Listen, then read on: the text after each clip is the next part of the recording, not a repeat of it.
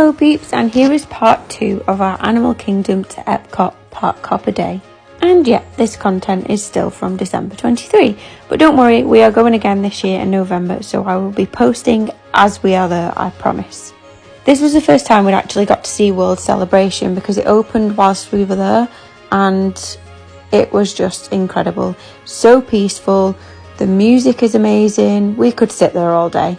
We finished our cookie stroll and ended up with a star cookie and a milkshake to share. Then we had a reservation at Space 220. I'd finally managed to get this after trying every time. If you can get a reservation here, I highly recommend it. Even the build up just to get to the restaurant is so cool.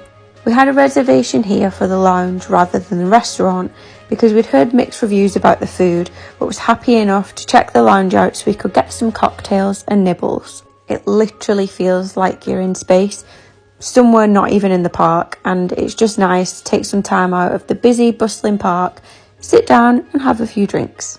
I cannot remember the name of these cocktails, but we both really enjoyed them, and Stevens had boba balls in. We shared some light bites, which was the calamari and sliders. We then headed back down to Earth, and the experience on the way out was just as good as on the way in. And when we got out, the sun had gone down, so we got to see World Celebration in a whole new light, literally. There was a queue for pictures with Walt, but there was a PhotoPass photographer there, so we jumped on these so we could get proper pictures.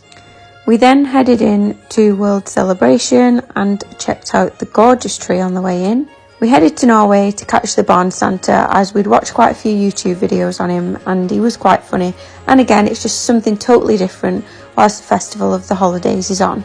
We got the Spaceship Earth salted caramel cookie, and probably one of the best ones we had. We then built this super awesome brilliant car, if I say so myself, and then we headed to Paris to join Remy on his race through the kitchen. I will never ever get sick of this ride, it is so cool. And if you've never been told about this trick on the floor, stay tuned, I'll post a video about it. We then watched Luminous, which was the new nighttime show that started whilst we were there again, so we got plenty of new things this holiday. We watched this from around Morocco area, had quite a decent view, and then it was the dreaded Skyliner queue to get home. Thanks for joining us.